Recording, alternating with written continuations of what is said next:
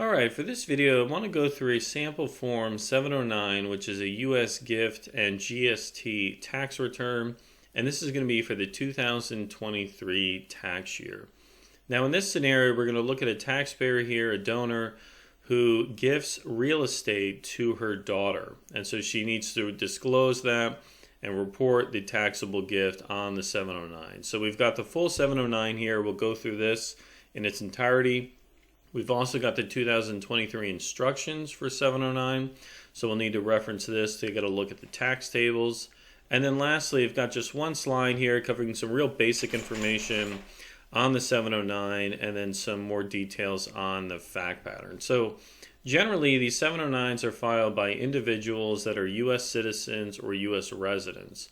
And they need to file them if they make a taxable gift during the year, which is generally a gift of a present interest that exceeds the annual exclusion.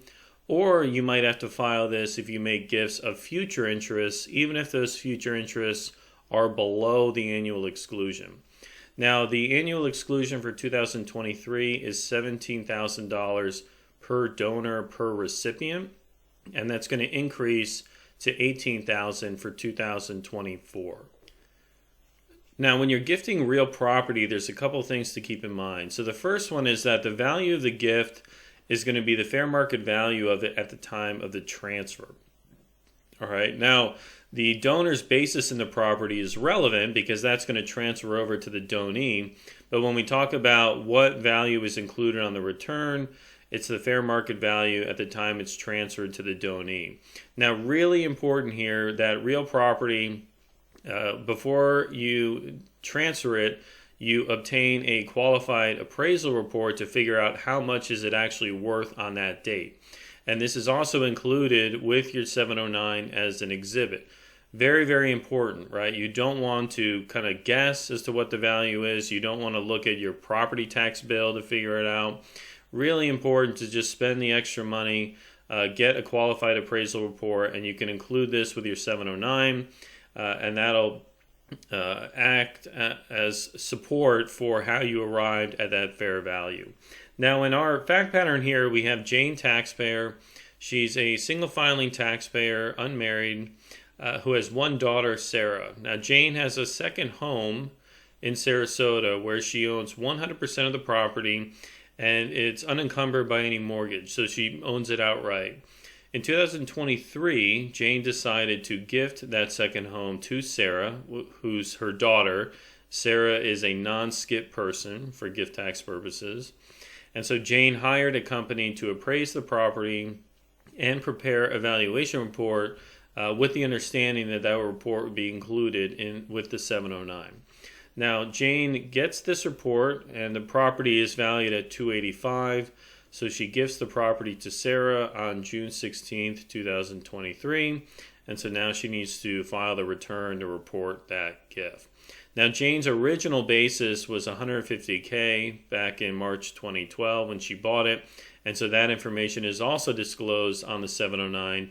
And it's good information for Sarah to have if she later decides to sell the property. Jane has filed an extension request for Form 1040, which also covers the 709. And so now we can get into the 709 prep. Now, a couple of things to highlight that are not relevant to this fact pattern. Because Jane was never married, not currently married, there's no DSU issues, so we're not having any deceased spousal and use exclusions. She's not married, so there's no gift splitting. Because this is a transfer to Sarah, and it's a direct transfer, not to a trust or anything like that, we don't have to worry about any GST issues either.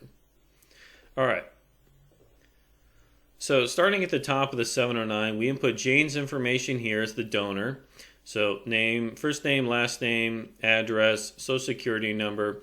The county of her residence is Sarasota County, Florida, and she is a U.S. citizen. Line 8 is blank because she is not deceased during the year.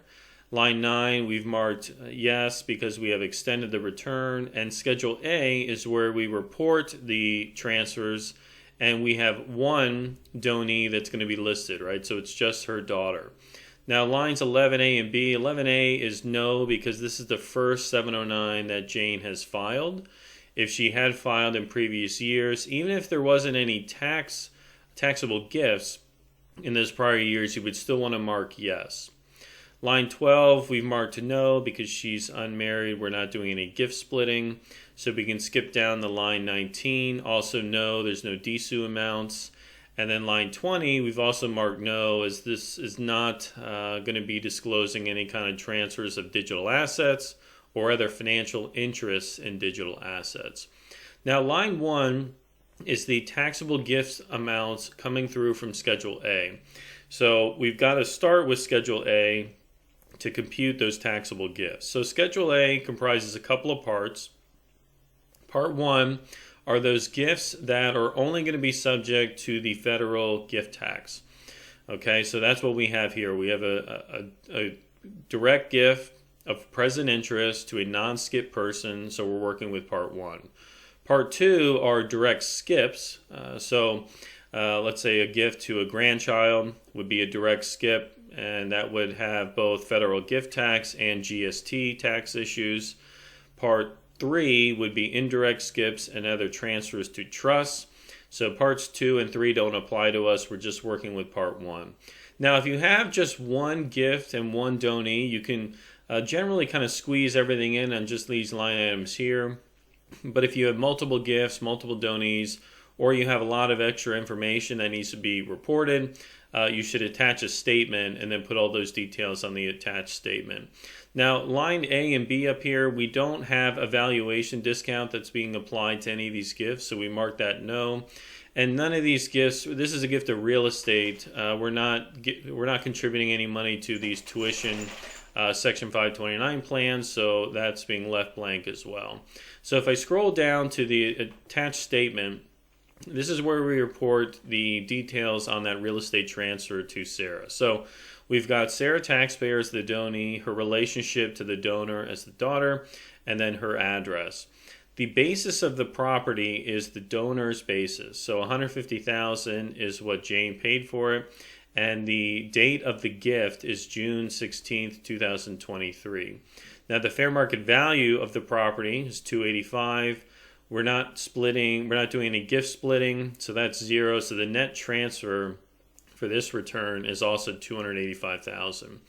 Now, the description of the transfer here, we want to provide more information on what real property was transferred, right? So the donor transferred an undivided interest, so meaning she owns 100% of it, and she gifted 100% of it.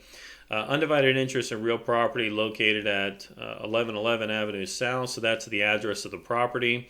And then you also want to include the legal address. So this is effectively just the mailing address, the physical location of the property, but the legal address is the more precise location attached to the property. So you can find these, your property tax records, the deed, this will all have that information. So input that.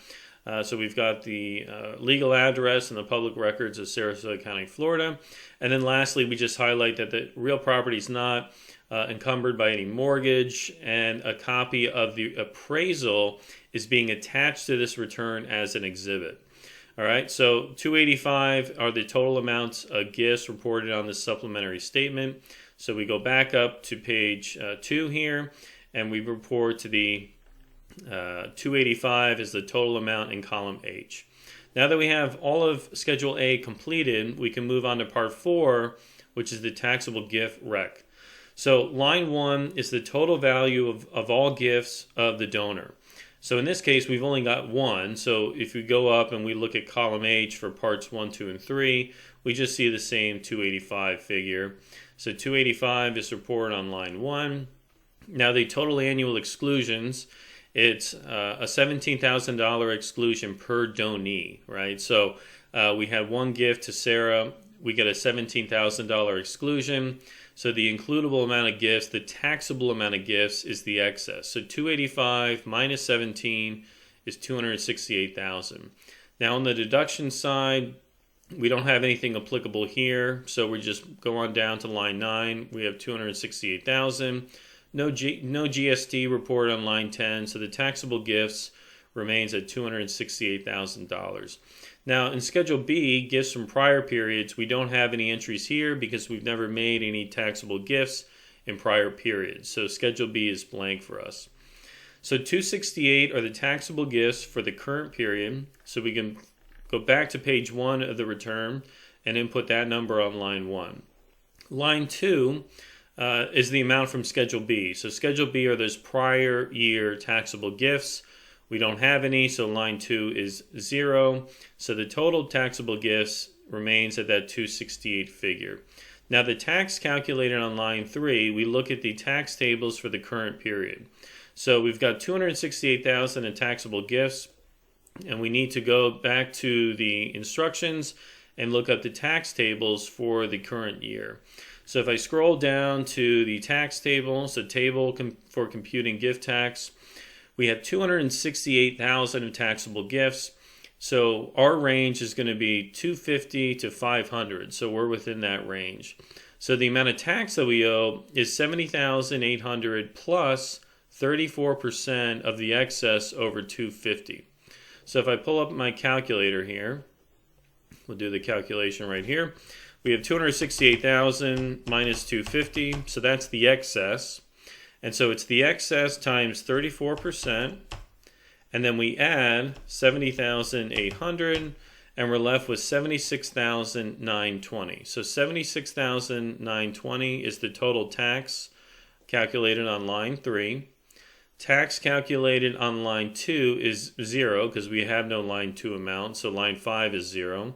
So total tax is $76,920. Now line 7, we can simply enter the credit amount from the table, which we'll have a look at. But notice here that if the donor has any DSU amounts or restored exclusion, you have to calculate your line 7 amount a little differently. DSU from predeceased spouses doesn't apply to us. Restored exclusion doesn't apply to us. So we're just going to go back to the form instructions and we're going to look up the table. And so in the table here, we have the basic exclusion and credit amounts. The exclusion amount for 2023 is $12.92 million, and the credit is going to be $5,113,800. So $5,113,800 is the value we report on line 7. We don't have any prior period credits, right? So Schedule B is 0 because we have no prior period credits claim. So line 8 is 0. So the total balance here remains at that $5.113 million. Line 10 is blank because we don't have any specific exemption for gifts made after September 1976 and before Jan 1, 1977, right? Very small range there, so none of that applies. So we've got line 11 remains at the $5,113,800. So now the applicable credit for the period is going to be the smaller of line 6 or line 11. Well, line 6 is $76,920. Line 11 is the $5 million. So the smaller amount is $76,920. We don't have any foreign gift taxes that were paid. And then so the total amount of credit is going to be the $76,920. So what this means in effect is $76,920 in future years is going to be applied against this unified credit. But for the current period, because we're below the balance, we're not actually owing any gift tax. And so that's what you see down here on line 17. So the return has to be filed to report the gift, but you don't actually owe any gift tax yet because we haven't exhausted the credit amount available to us. All right, so that covers it for this video. I hope that was helpful. Any questions, feel free to leave a comment below. And as always, I appreciate you watching. I look forward to seeing you on the next one. Thank you.